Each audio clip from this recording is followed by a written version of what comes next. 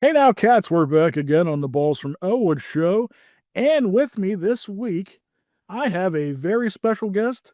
She's one of the greatest modern day scream queens. She's a horror host, she's a singer, and much, much more. Is there anything that this person does not do? Please give it up for my guest, the great Mel Heflin. How are you, Mel? Hi, I'm wonderful. I'm so happy to be here.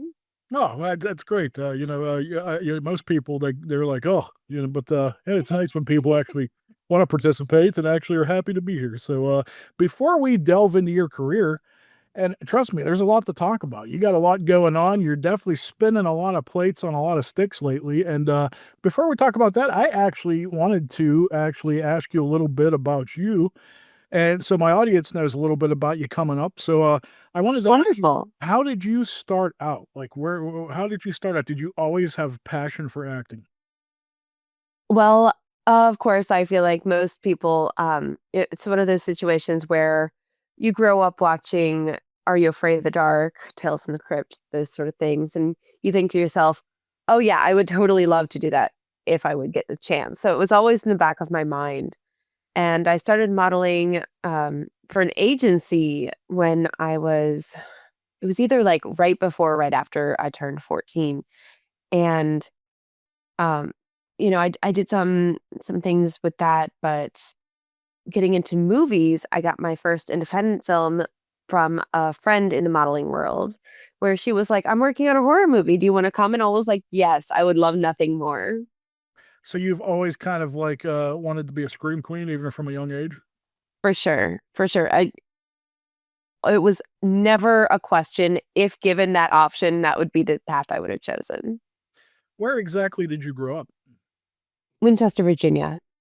I mean, was there a like a big horror community there at that time? Or I mean, it seems like No. it's the most popular. It's I always tell everybody this when I was younger, like I used to get made fun of and picked on for like in horror. Now it seems like it's just, the most popular it's ever been. So like in a way I think it's great. In a way I kind of resent it a little bit. But Y Yeah, me and my friends, we were the weird girls who, Friday, Saturday night, we would rent a scary movie and go back to my house or one of their houses, and people thought we were weird, and we've just always loved horror. Just a couple of us, though. I wanted to ask you, some people, I feel like they're kind of offended by the label Scream Queen, and some people embrace it. Like, where do you stand with that? Oh gosh, so that's such a fine line there. So, when I first got involved in horror after I did about 5, 6, 7 movies, somebody that I was working with told me, "You never wanna call yourself a scream queen. You never wanna do that. That is a title that is bestowed upon you. It is this platform, this pedestal that you are given. You do not call yourself that." So, for the longest time, I didn't dare even consider using that word in reference to myself. But after doing Rhonda Shear's Scream Queen Academy for Thanksgiving and earning an actual certificate that says I'm a Scream Queen, it's time. Yeah, I absolutely am so excited that she's back. I thought that was a great episode. It was great to see you on there, among with Tiffany and a bunch of other people. I wanted to ask you that you had said growing up, you'd see you were influenced by these things. I mean, were you what kind of a kid were you growing up? I mean, you said you were like kind of the weird. Oh yeah, I was totally the weird kid. Like it's everything that's mainstream now was things that I was into. Like me and my friends, we liked comics, especially like Johnny the Homicidal Maniac Oh yeah. and like all those sort of things. But we would hang out at the mall and we were dressed in our fishnets and our black lipstick and like we were the kids that, you know, we were just having a good time. We'd go to metal shows and headbang and, do our little things, but it was not accepted back then. So we were like accepted by a group of outcasts by, doing our thing. I wanted to ask you, I mean, you said that you liked horror from an early age, but I always call it the chasing the dragon moment. What was the chasing the dragon moment? And when I say that, what I mean is what's the first, TV show or like movie, horror film that you've seen that you've seen that and you're like, oh, like I wanna, I'm such a rabid fan now that I just want to keep, following it, It's and so it just tough. kind of There's makes so many influences. yeah, like, what's your main influence that turns you into an obsessed fan? I think everybody has one, and then from there, you're chasing the dragon, constantly trying to find the next big scare, the next big exciting film or TV show. I always have one that stands out in my mind. Most everyone that comes on here does, and I'm curious to hear what yours is. I wanna say it's probably Night of the Demons or Nightbreed. Two very solid options for sure. Well, let me ask you this: what actors in films influenced you the most growing up? Hmm. Was there I anyone mean, you were for? who doesn't love Cassandra Peterson? Oh my gosh! Who doesn't like, she's the best. Um, Since I connected with her from an early age, I've always been fascinated with horror hosts, and she is yeah. her amongst you know the I crap. really love John Kassir too, and meeting him and Elvira, both of them were just such a delight. I've got to Um, meet Elvira. I've had John on she's my show before, lovely. but I've She never held got my to meet her. baby. Uh, oh my god, I are have you a serious? picture of her holding my baby, and he's Oh, dressed as a that's bat. It's so adorable. perfect. Oh, that's great. I got to meet her as Cassandra, though. I never got to see her in full outfit. And I've had John on the Same. show before, but I've never got to meet him in person. So that's still on my bucket list. But oh, just great. And I love Joe Bob. I've met him and Darcy several times. But moving on though, is there anyone that inspires you now? Like, how has your taste changed from since when you were a kid till now? Oh gosh, it has changed a lot.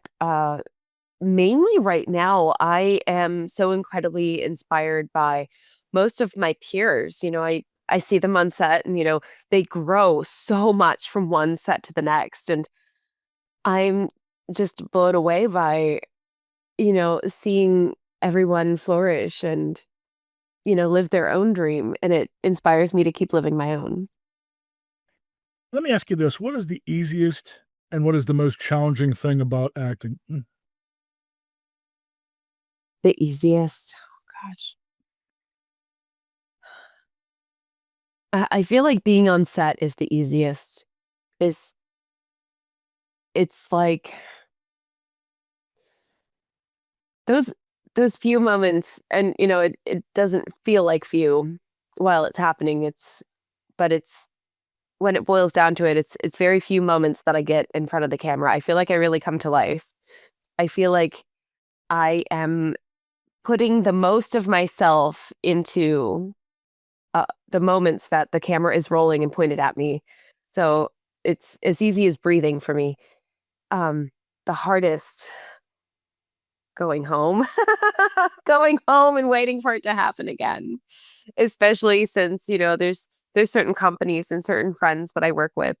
And, like, there's things come up, things happen, and it's totally fine. But like, I'll wrap on something in May, and I won't see that group of people, that group of friends of mine, possibly for a whole nother year or sometimes more. And it's just, I get to missing my people.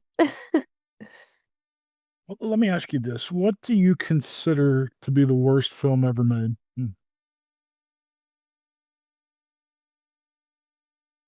And not in a fun, happy B-movie way, just, like, god awful to the point where it pisses you off. I know I've got something for this. I have ones that I think are enjoyably bad, but I'm talking about, like. Right. Like, why would you do this? Like, why? It's been a long time since I've seen anything like that because I just, my time is precious. I Um, I feel like it was a mainstream one It usually because, is. of course, it usually is. Well, while you're thinking about that, I actually wanted to ask you, you actually kinda made me think of a question while we were talking. Is there a certain thing that you do or you focus on, or how do you prepare yourself, or how do you get into, a role whenever you're gonna be is there something That's that a great is there question. something special that you do to put you in the mindset? I Because I know I I haven't mean, are you method like Daniel Day-Lewis and then, like, you play the I part? am method. I study Stanislavski, um, and Stanislavski after. the whole there was a moment where Stanislavski said, you know, the basically in a roundabout way that the end justifies the means. Think about something in relation to what you as a person can relate to the character in and pull those emotions from after he had some sort of like after he's like pull from the character itself. So I study basically getting into the mindset of the character. So for me, it all starts in the wardrobe. If I can wear the character's skin, it is so much easier to feel what they feel and do what they do. I try to take my character out grocery shopping and, you know, just trying to think like what the character would think like. I don't always buy what the character wants to buy, but just to try out the voice and the mannerisms and things like that.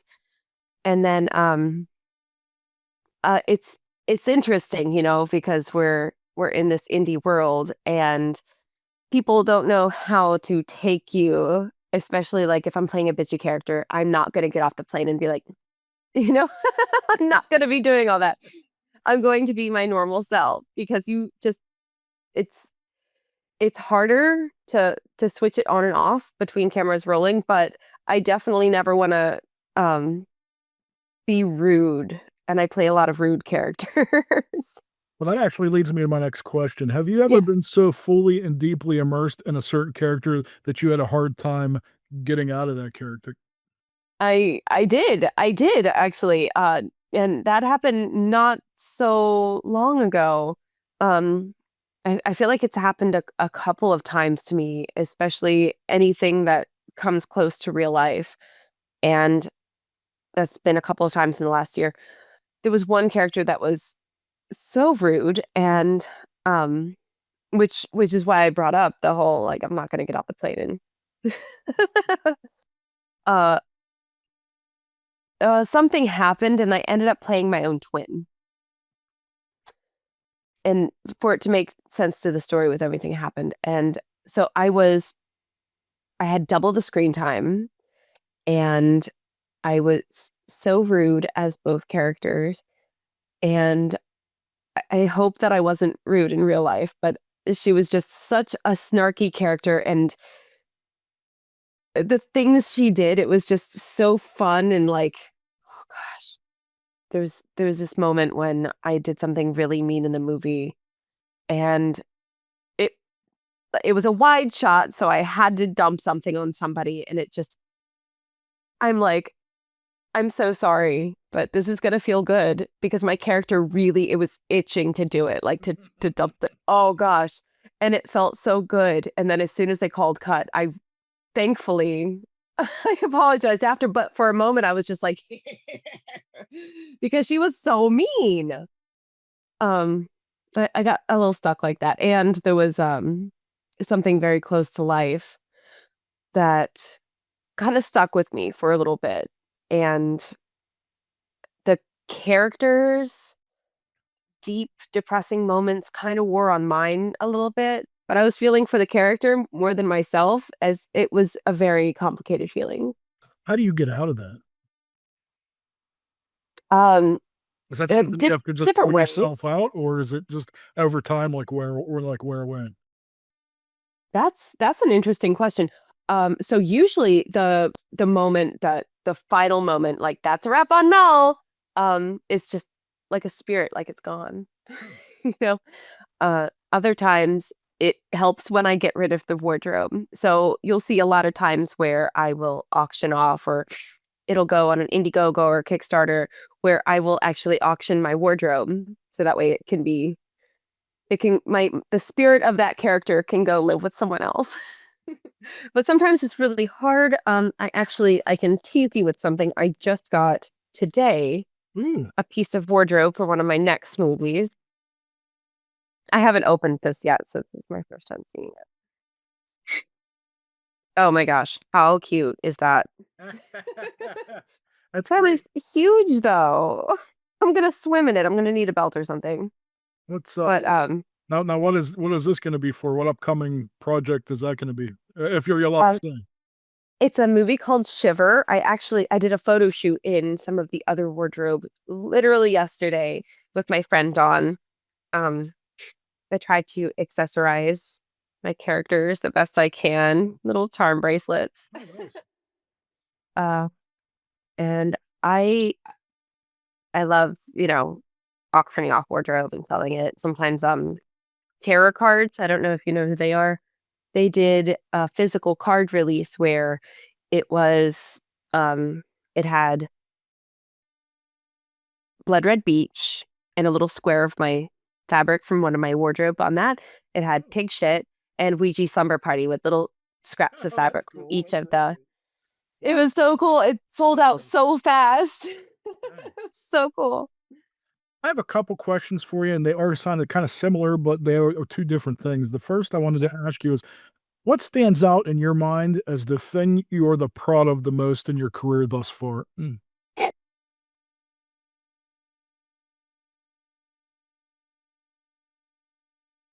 I think just the roster of how like just I'm so proud of the caliber of movies and the diversity that's in my portfolio.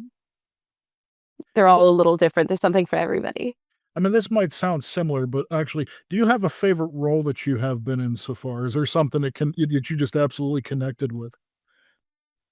Um, you know, that's actually for a role coming up. I've never felt so deeply akin to a role as I do Adelaide from Big Boobenstein.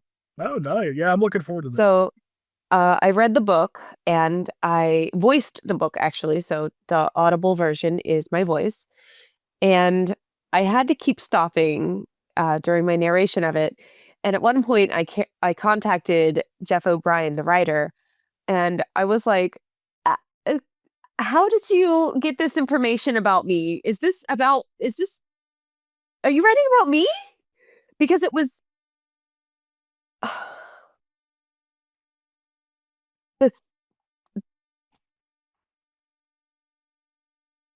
me.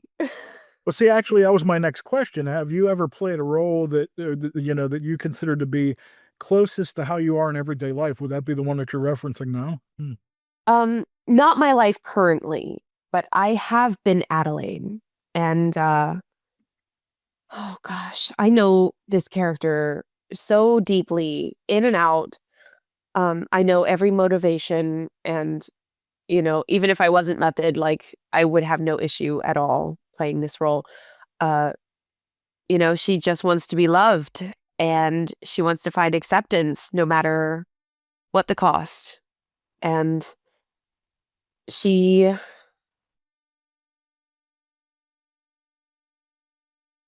she can't see red flags. Yeah, I think we could all relate to that. Yeah. That was relatable. It's Uh, it's definitely a movie for everybody. I think everybody could, learn to love themselves from watching it.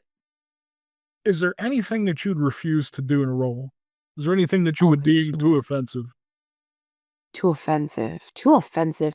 There there would be some things. There are some things on that list. Uh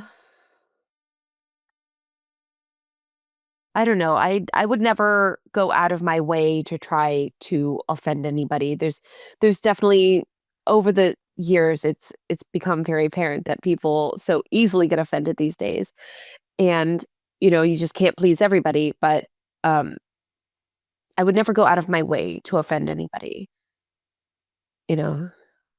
Yeah, see, that's I feel like the horror genre has always kinda, got a bad name in the past growing up. And, like, I actually me personally, I have no problem, with any sort of, visceral over the top stuff as long as there's an actual point to it or, Right. the context. I don't like things so much that are just shocking for the sake of shocking, because I think Right. that kinda cheapens The the envelope's thing. been pushed. Yeah. Now, if there's a point and there's a reason why you're being that shocking that, to drive a more meaningful point home, I think that's, where you can pretty much essentially do anything. But if it's just, oh, let's see how much we can push the envelope and piss people off, I've never really been a fan of that stuff. I mean, but yeah, I Right. mean, But, like, and that I actually wanna ask you next, what is the weirdest thing a fan has ever asked of you so far? Have you ever come in contact with any, you know, I've talked to people, they've had some pretty strange requests, and I always kinda like to ask people, like, you don't have to name names, but, like, what's the weirdest thing somebody's asked you to do so far, other Oh than being on gosh, the Boss Howard show? I am a very understanding person, and I feel like people can recognize that, and, there's been some interesting emails. There's been some very shocking, very terrifying, very like, "Oh god, I hope to never meet this person in an alley" type, emails. But, on the safe side, the weirdest, but, like, at the same time, like, kind of flattering thing, I once had, like, a two-page love letter written to my armpits. Well, what? To my armpits. Did they respond? I never responded, but I Got was back just a like two-page letter as your armpits back, maybe, but that might have made things a little too crazy, I don't know. That coulda escalated, the next thing you know, right. you're writing letters with your butt, so, I mean, you don't want that to happen. I know, and, and then my butt's gonna need to take over the computer, and I just don't have time for that. If you could collaborate with one actor that you haven't yet with, who would it be and why? Oh gosh.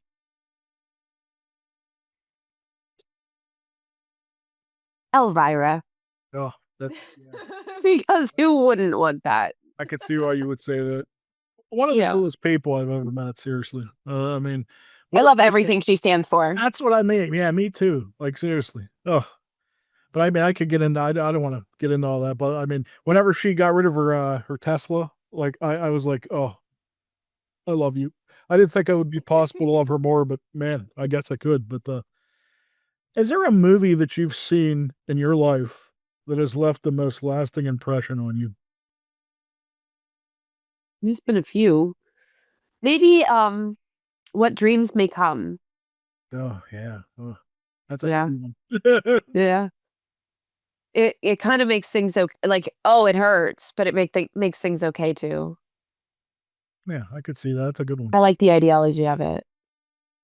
Well, we have a lot of things to talk about here. You have a lot of things coming up in the future. Yeah. I kinda wanna focus more on that now, if you don't mind. Let's chat about Yeah, absolutely. you have some crowdfunders coming up. You had mentioned Big Boobenstein already, which I'm Yes, looking it's forward to. crowdfunding right now.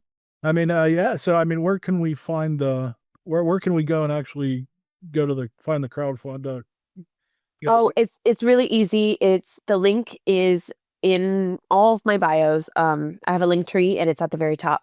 I will make sure that I post these when I'll link it Thank you. And whenever we it's do. on Kickstarter. Just search Big Boobenstein, 2 words for the I see movie. a little, teaser thing, and, yeah, I think it's in the good, Yeah. and, you had mentioned before Shiver, when is that coming out? Do you know? Um, that is on Kickstarter for I think 5 more days. Oh, and then it's in pre-production now, is that correct? Yes, we film next month. Oh, wow, that's awesome. Yeah. Do you know how many days of a shoot that's gonna be? Like, how what's the longest shoot I you've ever been on? lo the long oh gosh. Oh gosh, that was like 52 weekends over the course of 3.5 years. Whoa, what was that for?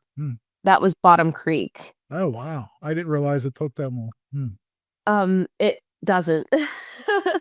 That was an interesting shoot. We got it done. It's I don't know where it's available. I don't know, Well, I don't know. I mean, surely we could seek it out. That's not a bad, but yeah, Yeah. what held up production so long, if you don't mind me asking? I have no idea, and I'm not sure how many of those 52 weekends we actually filmed, but over the course of the 3.5 years, I had had a total of 52 weekends blocked off for them. Oh, wow. So and then, sometimes they would call it the day before and stuff, like, just because they alerted No, some cast, but not other casts. Not everybody knew. Some of the cast didn't let them know, "Oh, yeah, I didn't ask those days off," wor things just rapidly fell apart in every direction. I always recommend doing it in a filming block or two, so instead of weekends over the course of several years, because you never know what could happen. Well, we had mentioned before, and man, am I super glad she's back. I just seen you recently on Rhonda's, Thanksgiving special. How did that come to be? Have you always kind of been friends with her, or how did that come to fruition? No, actually, my good friend, Jessa Flux, reached out to me. I was in the middle of a nap. She reached out to me. She said, "Hey, what's your email?" And she hooked me up and she got me on there with her, and I was so happy to do it. And it was actually uh not that far from me. Um, my normal travels usually go from like 5, 10, 15 hours or a flight usually. But it was kind of in my backyard. So I was happy to go down there and it was a dream to film for a couple of days and I got to hang out with Sean Donahue. He's super cool. I'd never met him before Yeah, I and he actually, was so nice and Jessa's actually in the documentary me and my partner's working on right now for oh, actually doing a wonderful. documentary about trauma and the obsession with their fans, and like it's actually going to be about Lloyd's legacy too. So Oh, yeah, very but cool. yeah, her and Andrew did a little segment like when we were Traumathon this past July. Uh, I love it. yeah, she's in, like pretty much anybody in the whole Trum world's in it, but they've always been Lloyd's always been like my idol since I was never little, but when I was littler. So you got a bunch of other ones coming up here too. Blood Red Beach. Can you tell me about that? Mm. Oh, yeah, I filmed that, I wanna say that was last spring?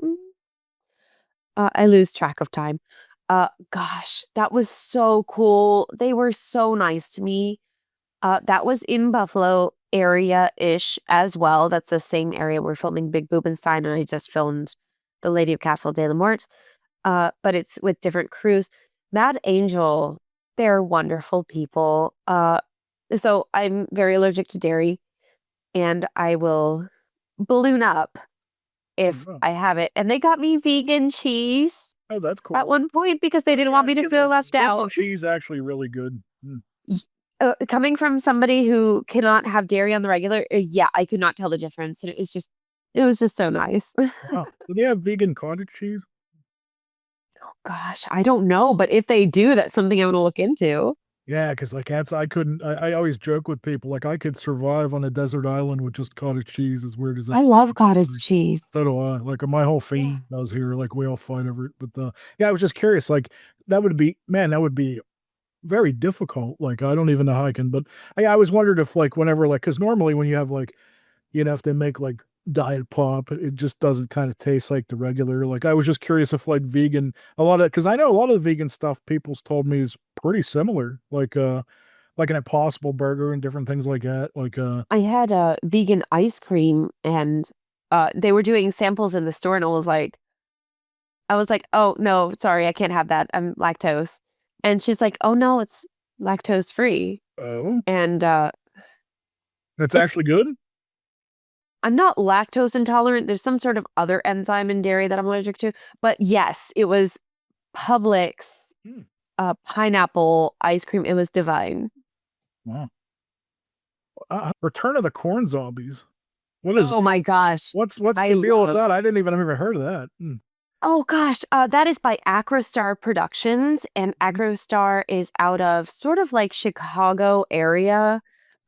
They are wonderful, and Myrna and S.J. Herman. They are a force to be reckoned with. hmm. They have this little film company, and everything that they produce is top notch. They've got this great quality. They've they've just got this standard that people will always come back for.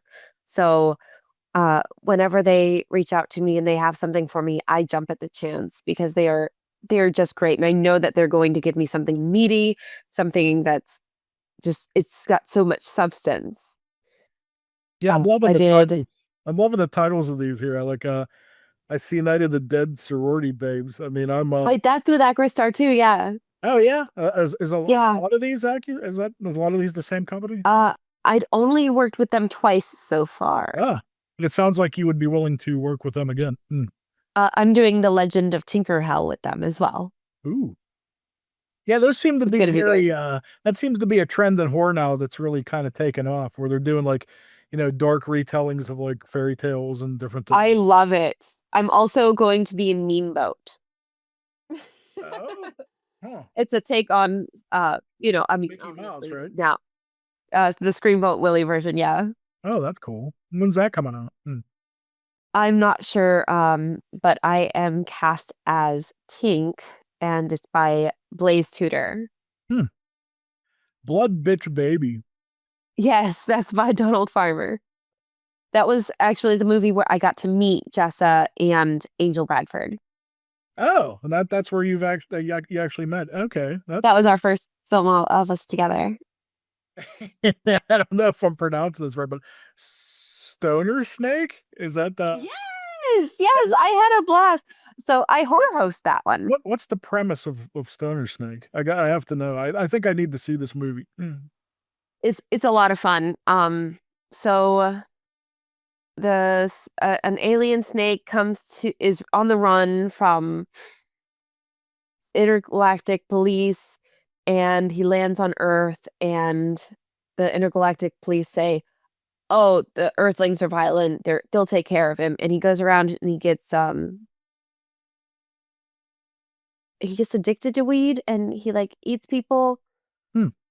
Y Uh it's got a lot of indie favorite people, Ooh. and the movie itself, it's schlocky, Oh, but you had me at it's Schlafly. fun. It's fun. That's right up I my alley. That's, like, I just like, my favorite stuff, so, it's got the stuff like it's self-aware.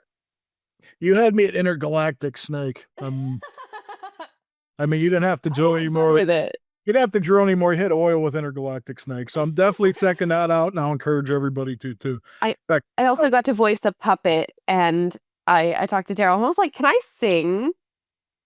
He let me sing for my voiceover role. oh, that's super cool. And then you actually have some movies releasing soon here, I see. Actually, I'm actually waiting to hear back. I might actually have Rhonda be coming on here soon too to promote Rhonda Shear's Up All Night Christmas I special. love it. Now, are you gonna be coming back for that? Yes. Yes, I'm going to be, on her show for Christmas, me and Jessa both. We have some fun Nice, moments, and I can't wait for nice. everybody to see it. Oh, that's It's awesome. gonna get everybody in the Christmas cheer mood. Now, is it already shot? Yes. Oh, so it's a matter of time here. Yes. That's what, a couple weeks, I think it premieres, I think, right? They've had plenty of time to cut it all together and add all their fancy bells and whistles. I d being on set and seeing the crazy world with the whirlwind that is, you know, working in a TV, scenario, to seeing it on screen for the Thanksgiving special, they turned it around in a course of a week.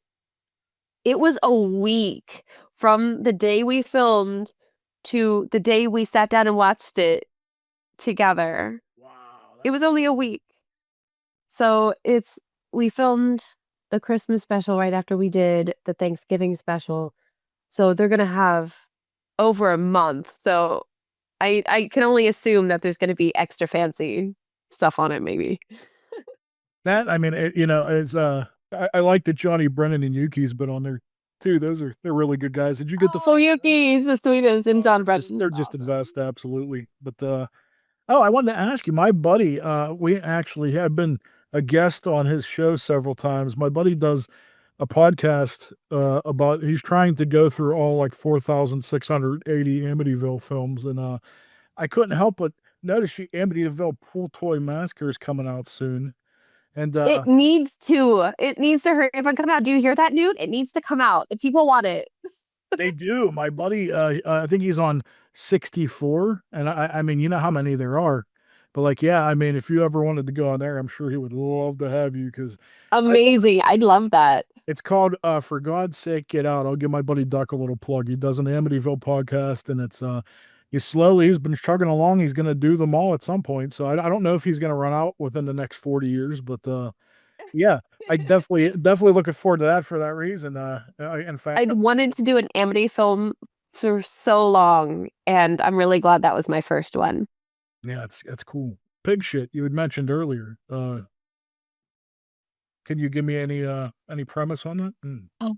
Okay, so I have to be careful with spoilers because it's technically not out, but we did a premiere of just the rough cut last not last month, in October. We did a premiere of just the rough cut, and it's lacking a lot.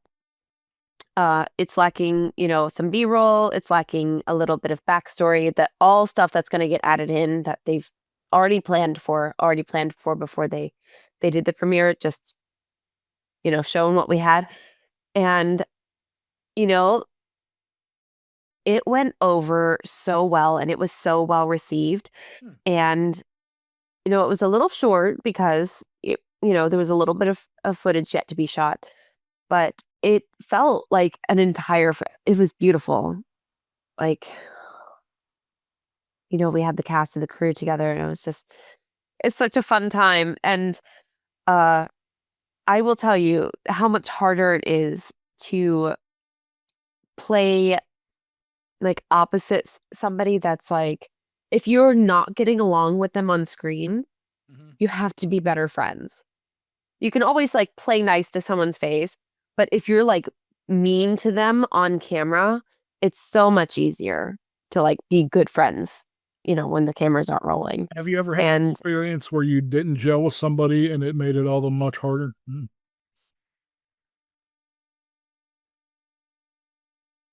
it's been a while. It's been a while because there's been some roles that I've turned down because somebody reached out to me not that long ago. It's been within the last couple of years, and they wanted me to be a lead character opposite somebody that I knew didn't like me.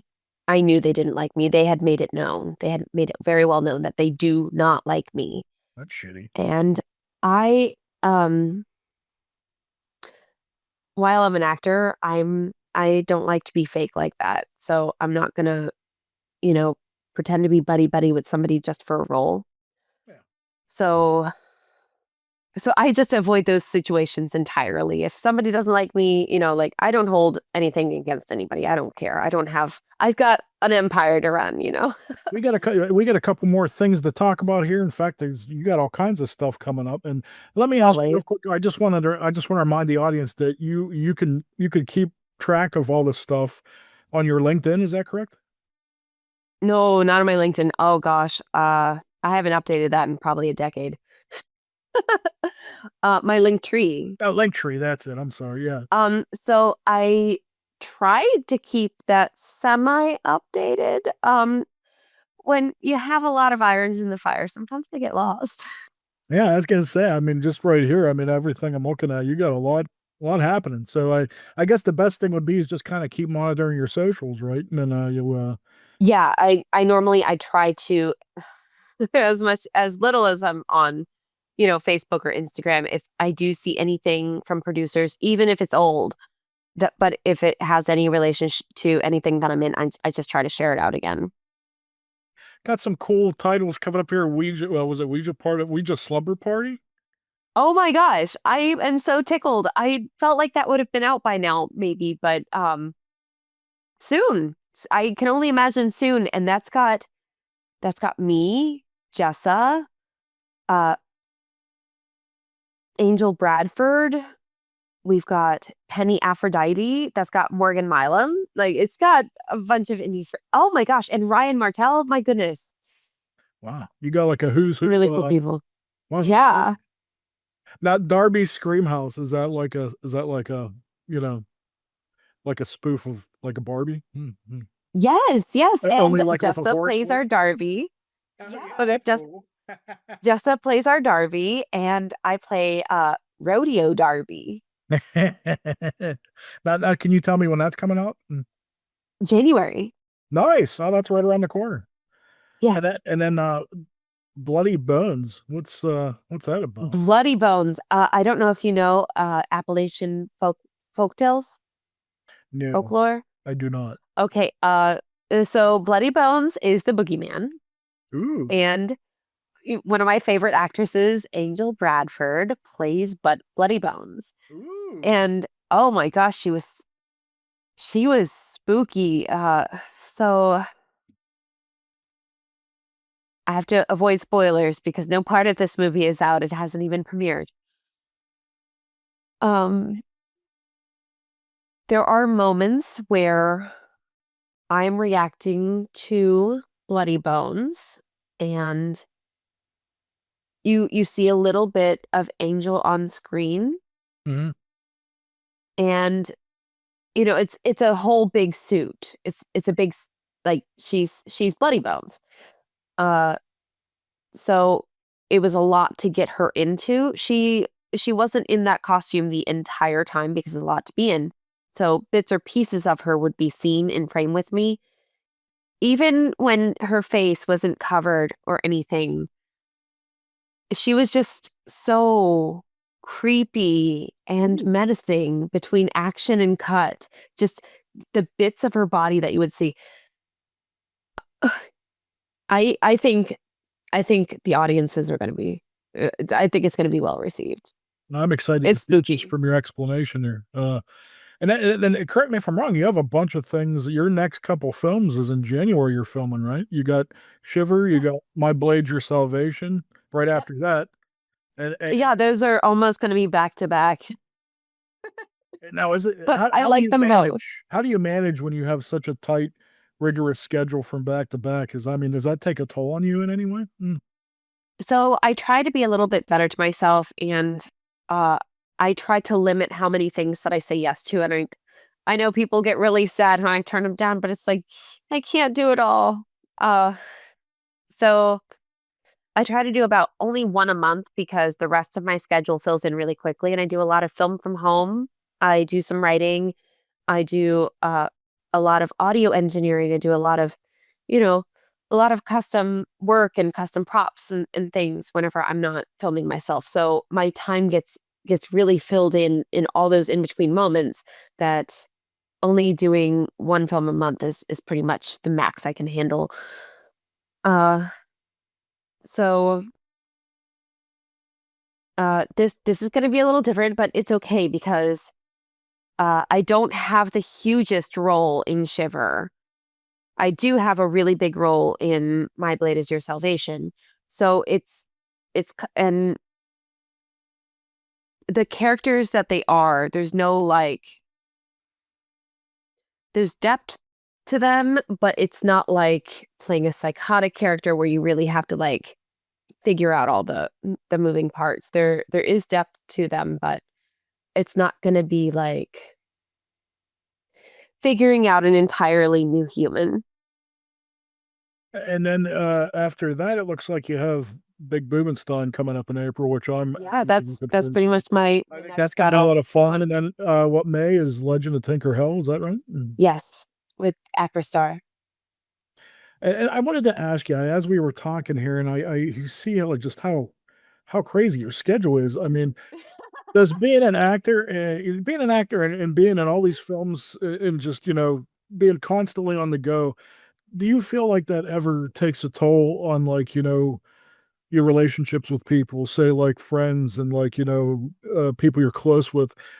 Being an actor, do you have to sacrifice a lot of that to try to keep, those Uh, together? there And there's a bit of that. is there ways to kinda alleviate the stress whenever There is. I have a really good support system, and, so to avoid overbooking myself too much, I have down periods where, pretty much I try to take a down period every October, aside from, a couple little photo shoots or whatnot, and a downtime in October, December, and then, I have my son for the stretch of the summer.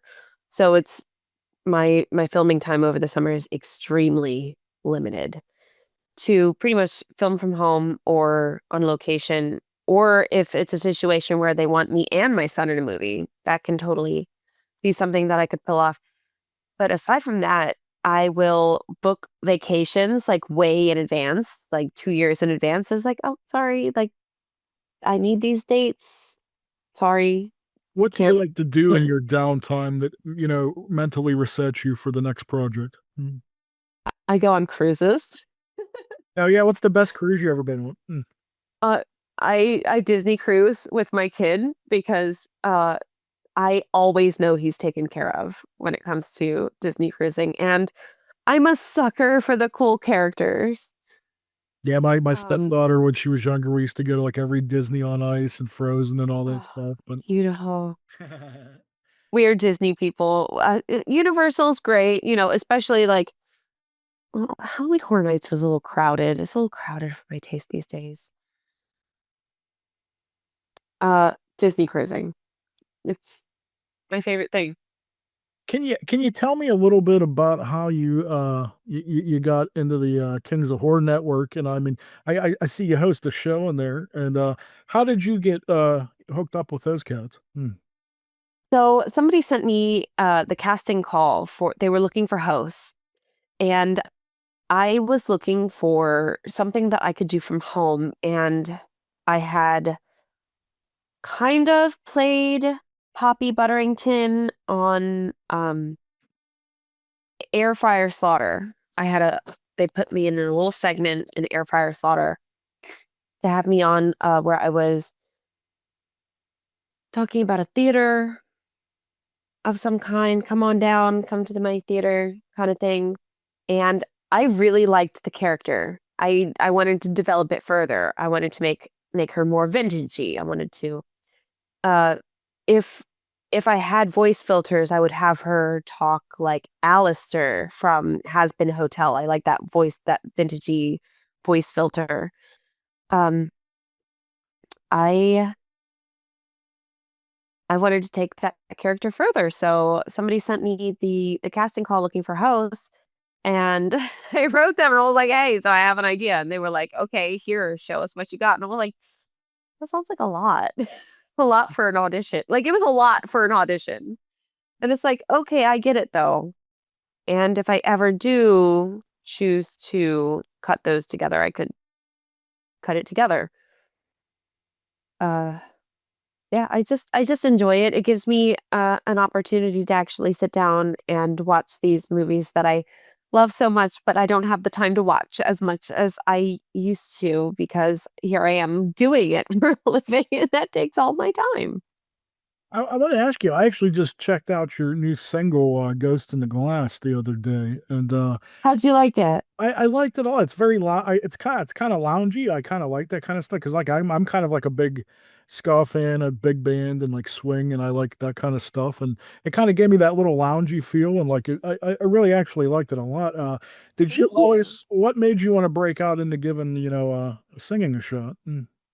Well, it was a situation of if I didn't become an actor, I really wanted to find a way to be a singer, and me and my 2 friends back in the day, that used to watch horror movies with me, we actually really wanted to start a band, but I was the only one that's like, "Okay, guys, we're gonna pick up some instruments and we're gonna figure it out." And they're like, "No, we're gonna have people who do that for us." I'm like, "Who's gonna do that for us?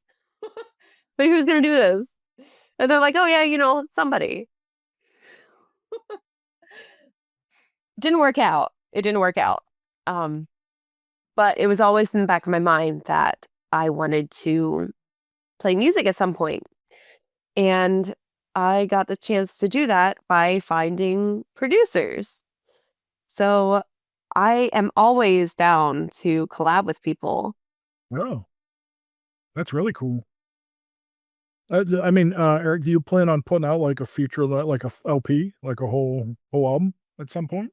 Um, I have a few songs written, more of the Ghost in the Glass, it's, vampire jazz. I'm sure it's already a genre of some kind, but, um, yeah, I had a few songs written, but I'm also working on some doo-wop. Oh, that's awesome. I love that kind of like oh my gosh. That's yeah, you gotta definitely I gotta definitely be posted on that. Whenever that comes out, you have to come back for sure. I hope to one day get hired by the movies that I'm working on to write music for it, and, hopefully one day, uh people throw money at me, and I can be like, okay, Mr. Producer, here's your part.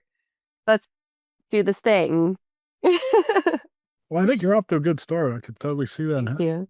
But I'm going to ask you, Good Night Film Set. You said you have a parody book. Can you explain that to me? What's that about? Hmm.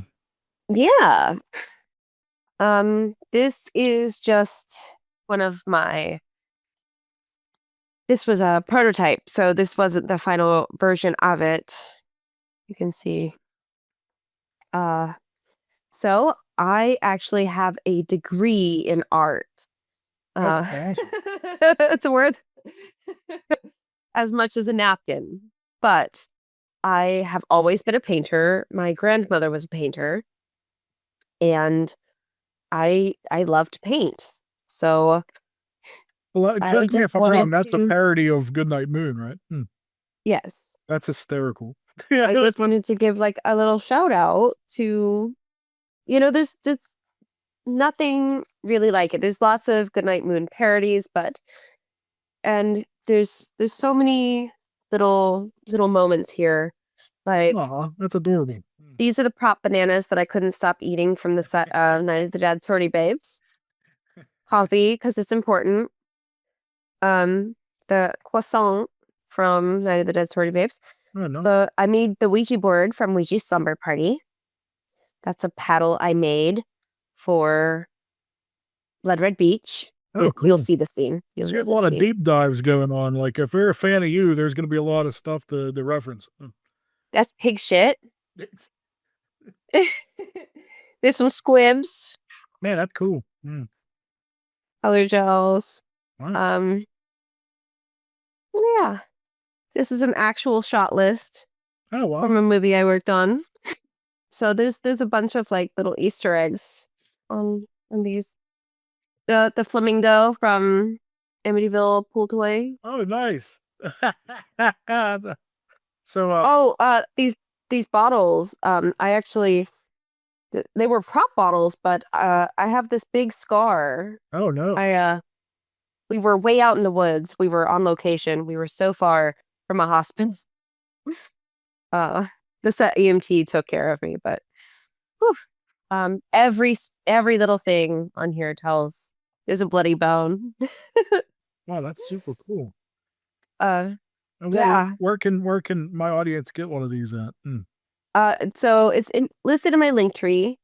Nice. It says buy my book, and it's available on Amazon. Oh, cool. Super cool. I'll try to put the link up for that too. Thank you. What is Ethereal Comics? Ethereal. Yeah. So I work for Ethereal Comics. I wish I had one to show you right now. I represent Siren, which is a character from the book by Cretaceous Biohazard, and it's zombie dinos. Hmm. I play like a mercenary type hired work character. I'm a comic nerd and I'm not familiar with, but I definitely have to check it out, I think. So, Um, they're known for being a little spicy. yeah, I'm not below spicy. My tastes are very spicy. That's what's up. That doesn't scare me off. So, yeah, I'm sure most of the people watching this are probably feeling the same. So, Wonderful.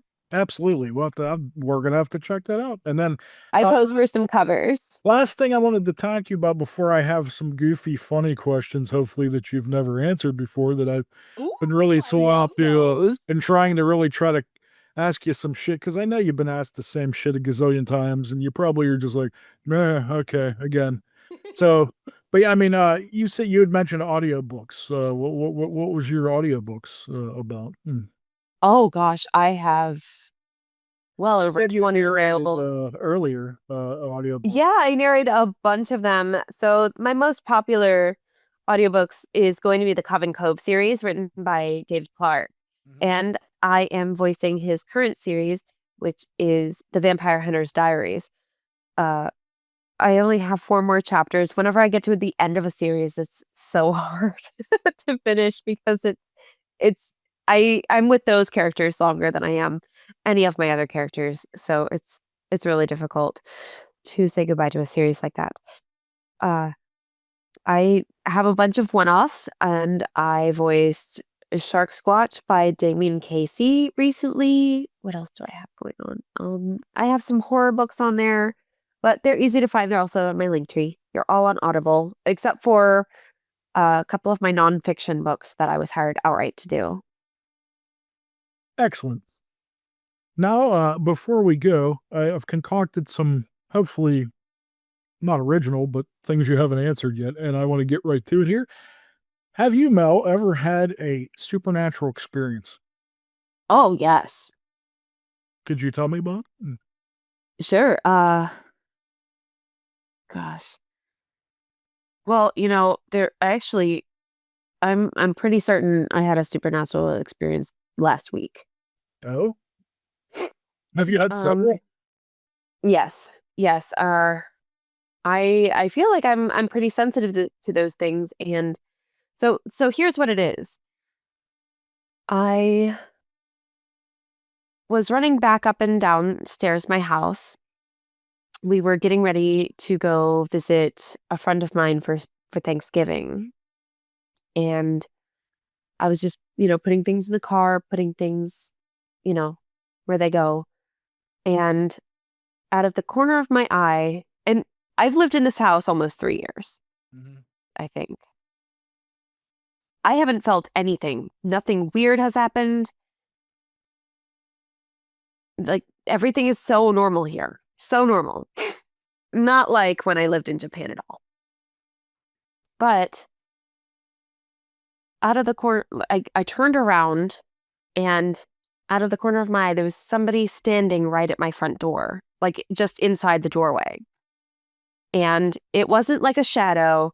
It was somebody standing there. They had on a white and red shirt, blue jeans. I couldn't really tell what color their hair was, but they were kind of tall and a little husky like a man.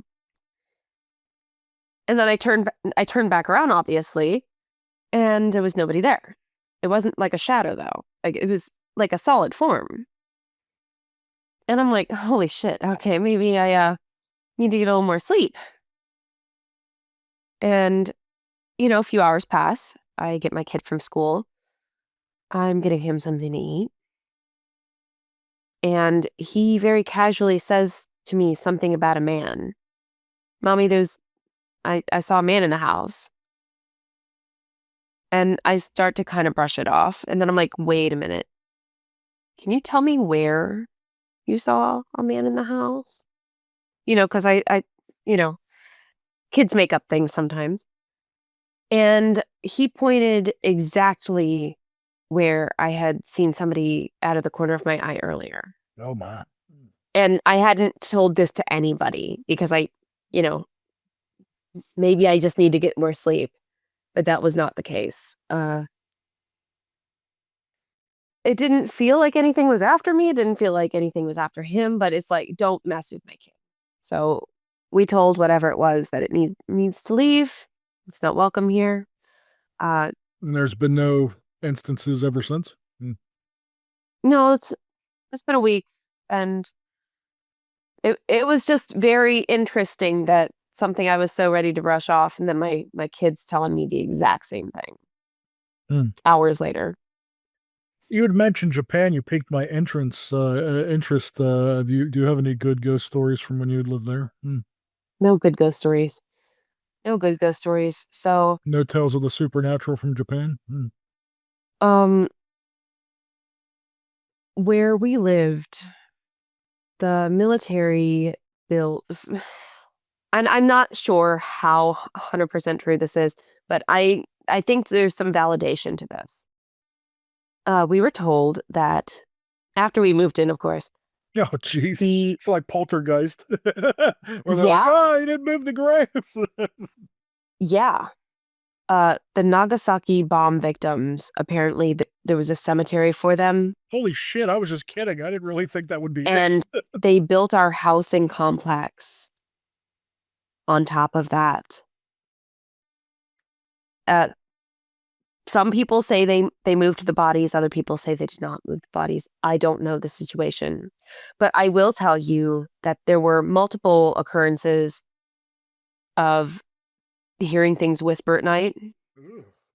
there were multiple occurrences of me waking up in the morning feeling drained and tired and just awful, like I hadn't slept at all, and waking up coming into the kitchen to seeing every cabinet in my kitchen open. Oh my god. It was not a fun time. Like, there was How makes how my hair long stand on end. how long did that go on? Like the whole time you The whole time I was there. was Whole it time I was there. is that what prompted you to leave? Mm. Oh, no, our tour was up, but, oh gosh, there was a lot about, you know, the Mukade, which are really, really scary centipedes. Those on their own were scary enough. I didn't need ghosts. Oh my gosh, like, I'll have to look it up. I mean, or is it just like are you was it polluted with those or, is that Oh, they were oh gosh, and you can't even smash them. So there was a few times that that they were so common. There was one in the swim school where I took my son, and you just yell "mukade" because that's the word for it in Japanese, and somebody comes along with a metal trash bin and metal tongs, and they pick it up and they put it in the metal trash bin. They spray lighter fluid and flick a match oh my like god. inside the like it's so normal. It's just an average I would Tuesday never afternoon. I'm a total pussy when it comes to bug. I would So set my they're life like on this. fire. They're like Oh this my god. big. And you know what though? There's spiders, there's Oh, husband spiders, no, I don't and those are about this big, and they're what? really big and really fast and really, really scary looking. But you keep those around because they fight the Mukade, and you should be scared of the Mukade because the Mukade will come after you, What? but the huntsman spiders will run from you. That sounds like a movie in and of itself. I I think know this is it. I writing know it. itself here. I know it. People, like on the internet, I'll try to give a little Japanese advice, God, I over the learned a word political for that. climate. You taught me a word. Over the What? over the last couple of years, people have been talking about, "Oh, I'm just gonna move to Japan." And it's like, That I sounds didn't second guess right. that. That sounds And people are crazy. like, "Oh, you don't know what you're talking about, Oh my Mel." Very gosh, cute. like It's I like, "No, I actually do know like what I'm oh talking my about." gosh, I'm actually like, oh, But look them oh, up. You'll be scared. oh Move to Japan, they I'm said. already scared. I don't need to look 'em up. Well, let's move on to something a little more pleasant. Can Fair. you tell me Fair. one can you tell me what's a surefire way to make you laugh? Hmm.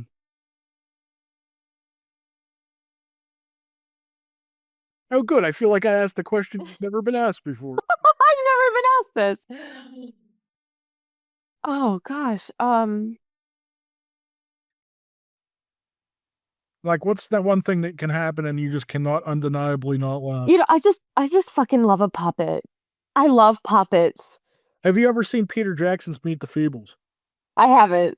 That is something I think you would super enjoy. It was, before he did Lord of the Rings and all that other stuff, he did a lot of great horror films, but he did a live action feature-length film, and it's all acted by, like life-size puppets.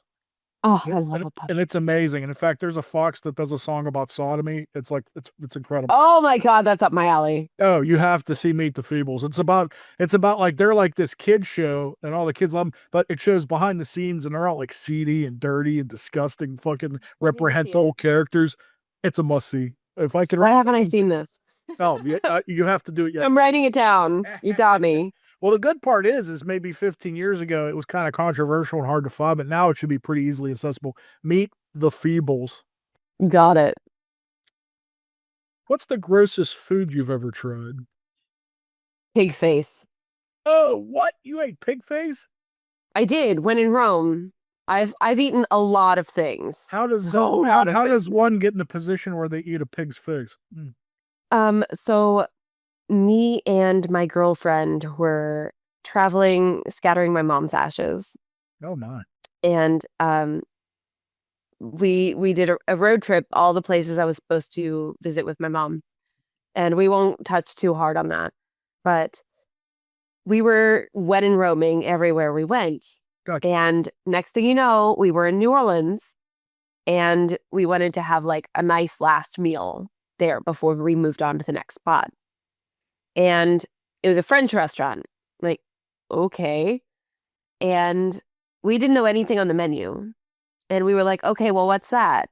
And all we heard the waiter say was meat, meat, cheese, cheese, cheese. We were like, yeah, yeah, okay, yeah, meat and cheese. So you didn't even know Um, till after the fact. oh no, it looked like a pig. She brought it out and we're like, okay, what is this? She's like, that's head cheese, that's Oh. and I'm like, Oh. what? Is it And it looked comparable like to a pig anything thing. that, like, I've had? Like, does it taste like anything that, you could even know? Okay. It fur and everything. Oh, God. Like it looks like and I tried so hard because like I've eaten some stuff. But head cheese and like we tried real hard to try everything. What exactly is head cheese? I'm pretty sure they just like grind it up. Well, like, what is it? Is that like brains or something, or what? It was gray. Oh. Yeah, Yeah. those two things like immediately like oh, Oh, I'm not a picky person. I've eaten some stuff. what was the worst though? Was it the face? Like the pig face? Mm.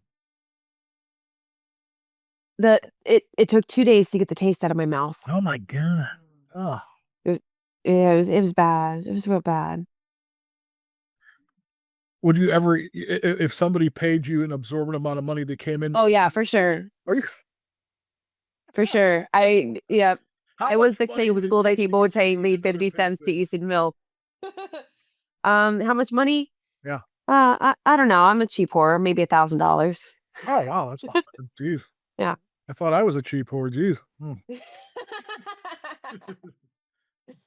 If you were to, if somebody was to do a biopic about you, who would you want them to play? Who would you want to play you in a movie? Mm. Oh God, Emma Stone. Oh, yeah, I could see. Please, Emma Stone. Yeah, I absolutely love her. What do you enjoy doing in your free time that may surprise your fans?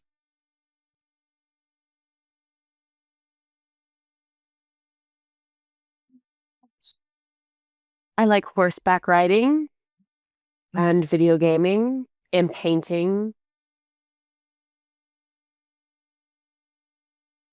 I'm pretty basic. I do martial arts. Oh, that's cool. Do you like martial arts films?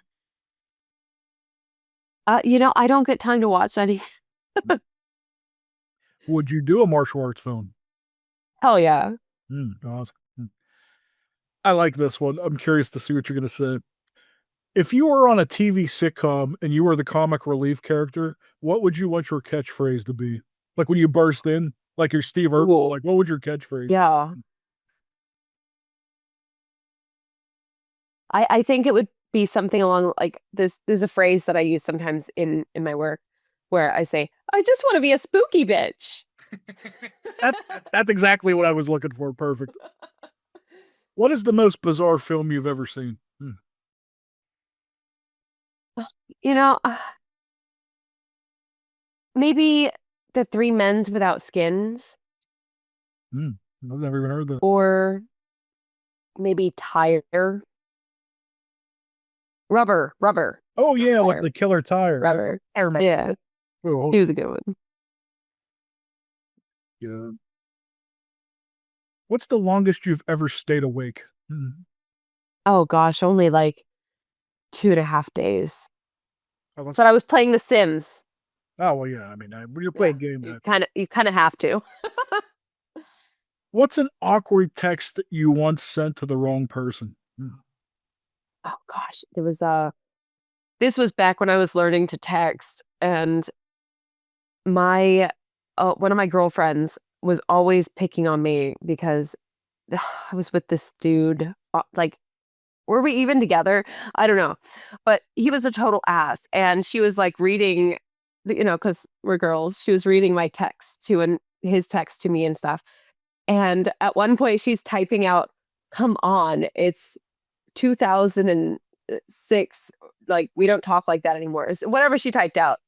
And I'm like, "No, no, no." And I accidentally sent it. It was her text that like she was screwing around, like trying to like, and I closed the phone, but accidentally sent it later. And that was so awful. And it's like, and she wasn't wrong. He needed to hear it. What's the cringiest dad joke that you know? Oh gosh. I'm a living dad joke. Um, I uh, it's funny you say that because for many years my best friend growing up's stepdad, at one point he told me, "Did you know that the cheese dust left behind on your fingers from eating Cheetos is called blemus?" And this was back before like cell phones were what they are now. And I was like, that's fascinating. And for God, 15 years, I told everybody this fun fact. Oh, did you know the cheese dust left behind in your fingers is called blemus? And I would get people that would be like, oh, really? And other people that's like, no, it's not. And everything in between. And one day, not that long ago, an unfortunate long amount of time had passed that I had been telling people this. I looked it up. It's not called blemus. Blemus is like, according to the Urban Dictionary, we can only assume. It's I'm surprised. always a sex thing with the Urban Dictionary. I know. Is it ever not? Jeez. Even the most. Everything's a thing. One more thing before we close. What is the best gift that someone has ever given you? Mm. Wow, that's that's tough. I get a lot of cool stuff. My house is full of it. Um, I have to say probably I still have it somewhere. There was a movie set that I worked on, and it was my first time doing anything cool. I got dressed up as a gnome, and I had all this special effects stuff on my face, and it was super cool.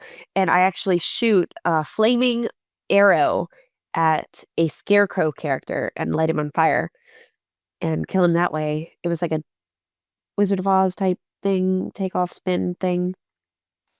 And unbeknownst to me, the arrow had burned in half at one point from shooting it the couple of times for the camera, and they went around and had the entire cast and crew sign it for me, Oh, and I have that somewhere in my house. super cool.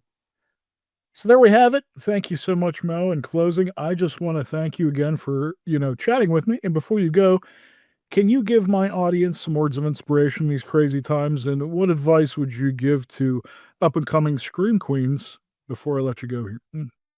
Up and coming screen queens. My biggest advice, my career is what it is today because, number one, you show up. It's literally that easy. You just keep showing up and you keep on keeping on and keep the resiliency, but you do it with a smile on your face and a positive attitude.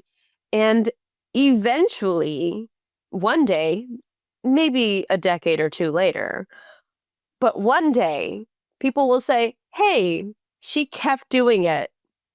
And you'll finally be something compared to it's never about where you came from. It's always about where you're going.